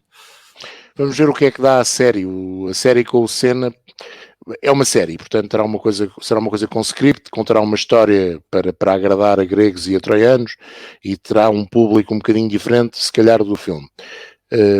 Mas não é fácil fazer um filme sobre Senna, como não é fácil, de certeza absoluta, fazer um filme sobre Prost, porque acabará sempre por se pender para um lado. Sim. Aquilo é um filme biográfico e, portanto, é como se nós escrevermos um livro biográfico. Dificilmente olhamos para o lado do personagem, sobretudo nas biografias que têm um ghostwriter, até mais naquelas que são escritas pela pessoa mesmo. O ghostwriter normalmente tem tendência a glorificar a personagem que lhe está a pagar para ele ser a pena do livro. Mas, João, por exemplo, o filme do Rush, que conta a história do Lauda e do Ant. Eu gosto muito desse filme. Eu gosto imenso desse filme. Acho que é um filme... Tem dois personagens. Eu sei que sim. Mas eu sei que há coisas que já o Lauda disse ainda em vida, que havia coisas que não estavam 100% verdade, mas que estava bastante realista. E Ele foi consultado. Sim, o Lauda foi um dos consultores do filme. Sim. Mas eu tenho esperança que o filme do Senna possa dar uma forma, até para o Prost, se calhar dar ali uma... pronto, pode ser que demonstre um bocadinho. Não precisa, o Prost pode ser o vilão. Como agora, tenho esperança que possa sair dali alguma coisa. O facto de ser a Netflix a fazer, já tenho algumas dúvidas. Pois, é entretenimento puro e duro, não há muito a fazer, é uma coisa para entreter, o Drive to Survive é uma coisa para entreter, que teve o condão positivo, muito positivo, de chamar para a Fórmula 1 pessoas que não viam ainda hoje, eu vi... Não viam ou que deixaram de ver, que é o mais me surpreende. Exatamente. No Twitter, alguém que escrevia, uma pessoa que nos segue a nós no F1 Eleven, que dizia que tinha assinado a Eleven para ver futebol quando estávamos confinados e que de repente tinha descoberto uma coisa chamada Fórmula 1. Portanto, ainda há fãs que estão a chegar à Fórmula 1 sem ser pelo Drive to Survive, mas a verdade é que a grande maioria dos novos vieram daí. E já não sei quem é que no outro dia contava quando a empregada de manutenção do sítio onde ele trabalhava lhe perguntava pelo Drive to Survive, não é propriamente o público-alvo, não é? Mas eu não sei por vocês, mas eu começo a estar um bocadinho de farto. E sobretudo quando vejo muita gente dizer, já não posso esperar, quero ver como é que eles vão tratar disto para o ano no Drive to Survive. É a coisa mais irritante. É a telenovela. Isso é o lado da telenovela. Se vocês, se pensarmos bem, eu disse isso no estúdio do pós-corrida. Aquilo que fizeram com o incidente, e o Russell tem muita culpa, para não dizer tudo de culpa nisso, quiseram montar ali de imediato uma telenovela. Sim, porque a telenovela vende... de uma maneira... Não, o moço pôs-se muita jeito. A telenovela vende. E se for... Aliás, no Twitter, não sei se já repararam, agora todas as semanas, ou a seguir a cada corrida, há sempre quem faça aqueles posts, o incidente X do ponto de vista da Netflix, e aquilo fazem logo uma dramatização brutal da coisa, a gozar, não é? Sim, mas lá está. É um incidente que dá um episódio. Aquele incidente por si só dá um episódio. Aliás, não. Aquele incidente no momento em que o Lewis Hamilton está fora de pista, exatamente. Arrasca e presta a abandonar. Exato. Portanto, mas é bom que este tipo de programas atragam novos fãs, e isso é sempre positivo. É bom que um filme como o Senna chame a atenção de um fenómeno chamado Fórmula 1, e esta série do Senna também irá fazer isso mesmo, vai chamar outra vez a atenção para o fenómeno de Fórmula 1. E é interessante, e nós acabámos de fazer isso agora nestes minutos, quase 2 horas, hora e meia, que foi construir desconstruindo, ou desconstruindo construindo, como quiserem, um personagem que faz parte da história da Fórmula 1. E eu digo isto muitas vezes, é isto que eu gosto no passado da Fórmula 1. É nós podemos olhar para trás. Eu não quero ver outra vez a corrida de Suzuka de 1988, já vi, não quero ver. Quero ver o Grande Prémio de Portugal de 2020. Mas se lhe oferecerem um novo ângulo do incidente da corrida do Grande Prémio de Suzuka, é um tema de conversa. Eu não quero ver a corrida. Quero discutir aquilo que foi o passado com personagens como eu, não estava lá, mas já estava nos automóveis, como vocês que estavam a chegar à Fórmula 1 enquanto fãs e apaixonados, e com outras pessoas, e discutir estes personagens com já a patine da história. A patine da história não é acrescenta um conto, não é só isso. A patine da história faz-nos olhar para aquilo que aconteceu de uma forma diferente, até porque já sabemos a história a seguir, porque estes personagens fizeram parte daquela história e alguns deles continuaram o percurso da história, e portanto nós podemos até analisar aquilo que aconteceu naquela altura com outra perspectiva. É isso que eu acho piada quando se olha para trás, e acho que vocês neste tipo de programas fazem isso bem, olhar para trás de forma construtiva. Nunca tendo aquela ideia, nunca vos ouvi, tenho ouvido e visto os podcasts e estes programas com aquela ideia de que o passado era muito bom. isto agora era uma chatice. Eu disse no podcast, aquela ultrapassagem do Verstappen, ou a abordagem da primeira curva e a ultrapassagem do Verstappen ou Hamilton no Grande Prémio no domingo em Imola, foi um grande momento de Fórmula 1, que se calhar daqui a uns anos nós vamos falar daquilo. E até porque pode ter um significado especial para este campeonato do mundo. Exatamente. Não sabemos nesta altura. Nós não sabemos. Eu achei um bocado excessivo, porque ele não deixa mesmo espaço nenhum ao Hamilton. Mas ele não está como lá é para a deixar primeira espaço curva, a ninguém. Mas como é a primeira curva? Não, mas isto, claro, agora há a tal regra Verstappen, não é? E tem que deixar Não, mas ele já está à frente. Está bem, mas eu nestas coisas tenho sempre aquele lado que é, ele está à frente, mas o outro carro não vai evaporar, não vai desaparecer. Está à frente, pois não. Mas se ele deixa espaço, mais anjinho foi o Leclerc em não o ter passado. Claro, esse foi anjinho. Ele hesitou, eu não teria hesitado. Aliás, eu se fosse piloto e visse um carro aí um bocadinho fora, ia logo, não queria saber se podia, se não podia. Depois não pudesse, mas ele já explicou. Eu sei, ouvi a explicação. Ele explicou e hesita por duas razões. Primeiro, porque acha que se o peão é completo, leva com ele em cima, não é? Porque a manobra tem de ser defensiva. E depois lembra-se: epá, e será que eu já o posso passar? Ele não tem aquela percepção, não é? E entretanto o Max já regressou à frente. Pronto, não achas que este ano estamos com os escondimentos todos para ter uma temporada do melhor que há? Acho. Eu também tenho. Já está a ser dos melhores inícios dos últimos anos. E só tenho pena que... Só tenho pena se o Bottas e o Pérez não entrarem na luta. Mas vão entrar. O Pérez vai entrar. O Bottas é que já está a ser completamente entalado. Tenho pena, porque acho que a luta A4 teria mais interesse. Primeiro porque obrigaria as duas equipas a nomear o piloto, e isso faria com que tanto o Pérez como o Bottas, que em condições normais seriam o segundo piloto, tivessem uma atitude completamente diferente nas provas, e isso até podia acrescentar. Taticamente seria mais interessante ainda, mas se conseguíssemos ter os 4 a lutar pelo campeonato mesmo, então melhor ainda. Acho que temos tudo para ter uma grande temporada.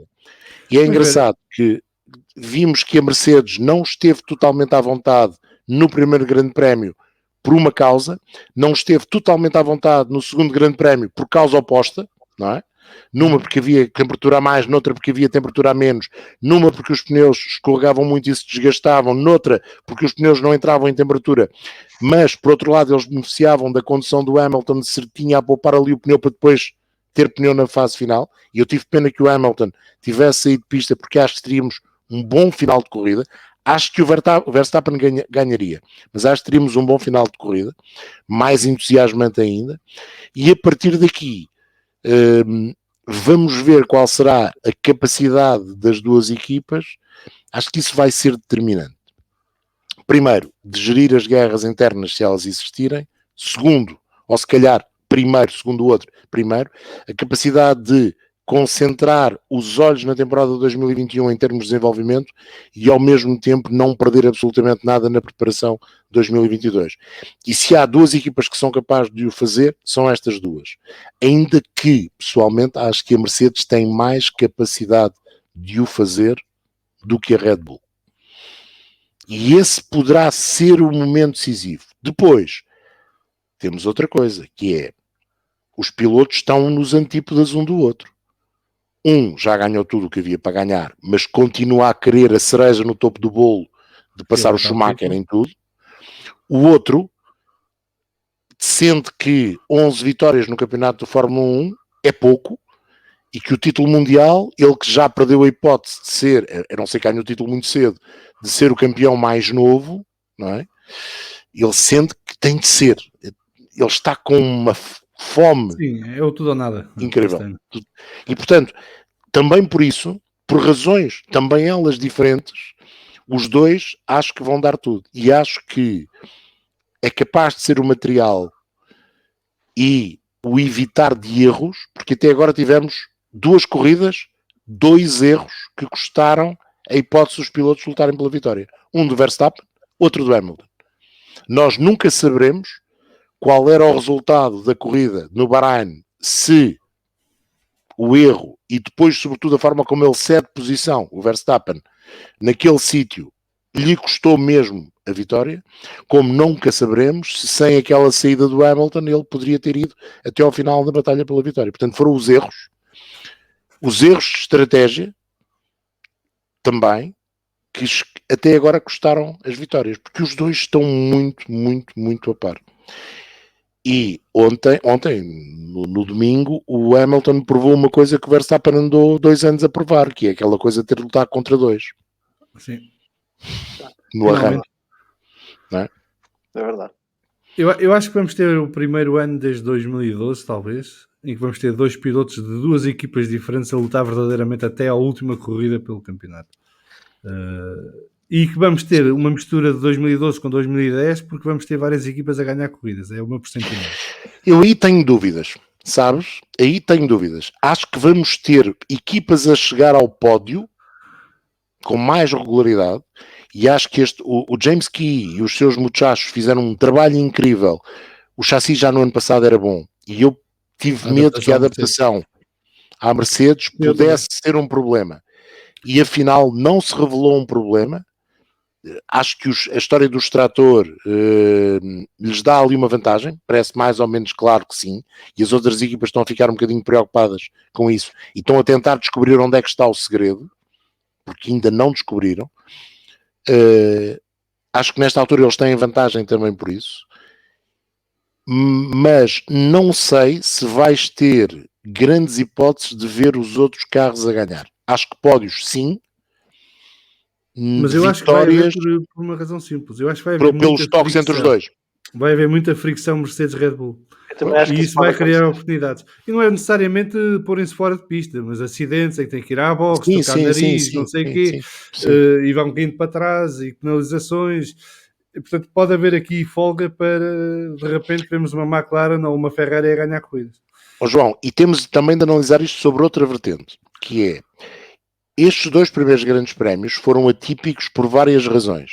Sim, sobretudo primeiro, os traçados. Segundo, onde foram os testes. Terceiro, o facto, e não acontecia desde 2007, de haver 3 semanas entre a primeira e a segunda pista, o que permitiu às equipas trabalharem um bocadinho nos carros. E o que é que vimos? Vimos que a Mercedes ganhou alguma competitividade, mas a Red Bull não se ficou atrás. Sim. E, sobretudo, vimos outra coisa, que é os 2 carros não estão perfeitos. Sim. As 2 unidades motrizes não estão perfeitas. Ou, se quisermos, o facto de estarem muito juntos em termos de competitividade faz com que os possíveis defeitos sobressaiam entre ambas. Não relativamente aos outros. E já vamos acabar o episódio de Prost, porque isto, apesar de tudo, é um episódio sobre Prost, mas fica aqui também uma parte mais moderna de conversa. Houve uma coisa que a Alpine veio dizer ontem ou hoje, já não me lembro, que me deixou intrigado. Porque a Alpine disse, e deixou-me intrigado porque não foi por ter sido a Alpine a dizer, se fosse outra equipa deixava-me intrigado na mesma. A Alpine disse que os desenvolvimentos que fizeram e trouxeram para Imola, provavelmente só lhes vão dar resultados noutras pistas a mais à frente. Não era ali. E isto fez-me pensar no seguinte. Eles este ano, com todas as limitações que têm, porque não é só o facto de para o ano serem regulamentos novos e terem de fazer carros novos para o próximo ano, mas a história do orçamento ser limitado, de terem os recursos já divididos por causa de 2022.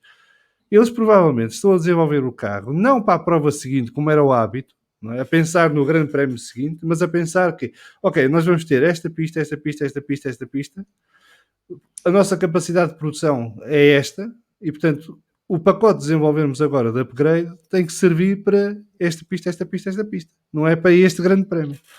E isto pode estar a introduzir aqui uma lógica diferente, que os resultados do trabalho que a Mercedes e a Red Bull fizeram nestas 3 semanas ainda podem não ter sido mostrados em Imola e podem vir a ser mostrados em Portimão, Barcelona e Mónaco. Eu acho que tu tens em parte razão, e poderá estar aí também em parte a explicação daquilo que aconteceu à McLaren na sexta-feira, em que a McLaren tinha demasiado apoio.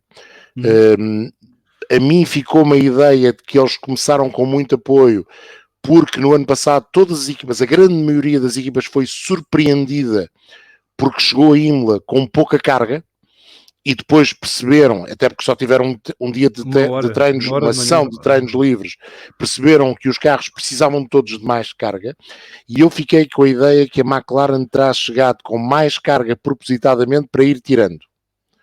Mas também poderá indicar.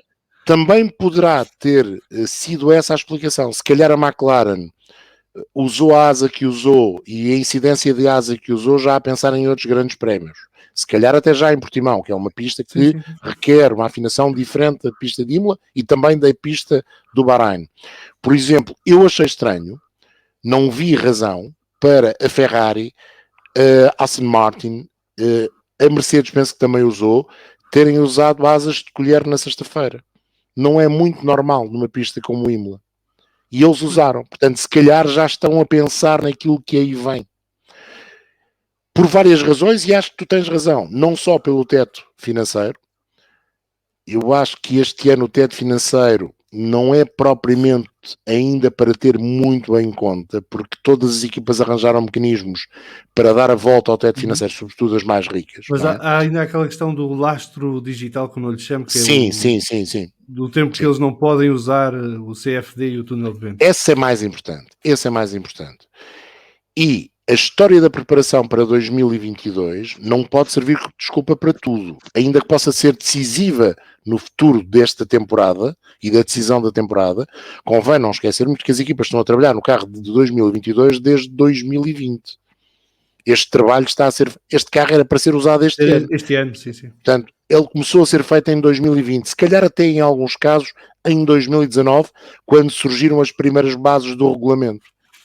E, portanto, o carro de 2022 tem de ser um carro muito bem feito por toda a gente. Eles não podem dizer que não tiveram tempo.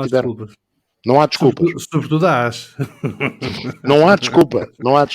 É válido para todos. É válido para todos. A AS tem a desculpa de facto, o patrão ter tido necessidade... Saiu um rumor hoje. Sim. Que o Gino está de saída. Não é verdade. Não é verdade. Ao pai do Mazepin. Não é verdade. Não é verdade? Fico mais descansado. Não é verdade. Não é verdade. O Gino, por outro lado, poderá estar com grande vontade de... tudo mudou para a AS. A AS completou um ciclo de se dar a conhecer na Fórmula 1. A AS está a apostar fortemente, porque viu o mercado aumentar fortemente na construção, que está quase pronta, da nova fábrica, que é 10 vezes, mais ou menos 10 vezes maior do que a anterior. Fica ao pé de Las Vegas, por acaso. E...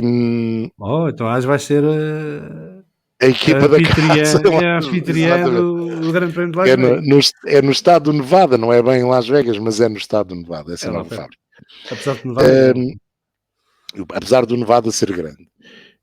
Mas houve um ciclo, houve essa necessidade do Gene se concentrar noutras coisas que não apenas nos seus negócios de desporto motorizado, seja na Fórmula 1, seja no NASCAR. E, portanto, houve, da parte dele, se calhar, um bocadinho menos de investimento de tempo e de capacidade de desfia. No NASCAR foi menos notório porque, de facto, o Tony Stewart consegue fazer aquilo que o Gunther Steiner não faz, porque é patrão. O Gunther Steiner é empregado.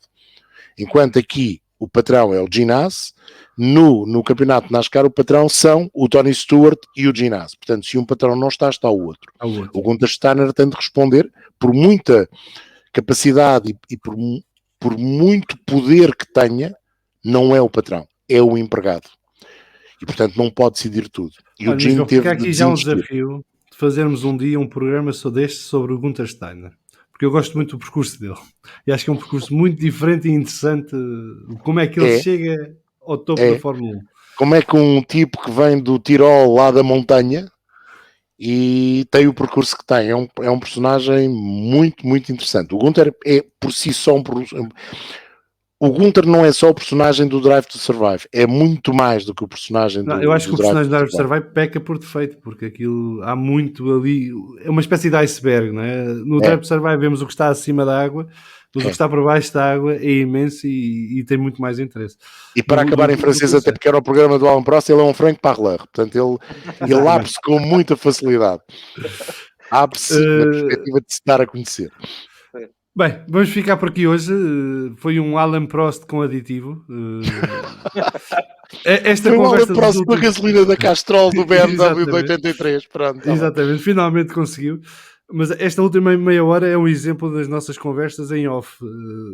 Que normalmente nos perdemos aqui a falar durante muito tempo sobre passado, presente e futuro, não só de Fórmula 1, mas do desporto automóvel, e falamos de muitas coisas. Portanto, ficou aqui uma amostra. Nós voltaremos com uma equipa, um carro, um piloto daqui a umas semanas. Damos já tempo ao Sr. Alain Prost de se apresentar e explicar quem foi e o que fez. João, muito obrigado mais uma vez por ter vindo ao podcast. Vasco, figura. Eu falo mais contigo que com a minha mulher. Não sei se isso é bom ou mau. Também não, mas já estamos nesse nível, portanto, nesse patamar de cumplicidade. Desejar a todos que nos ouvem e veem uma grande semana. Falta pouco para Portimão.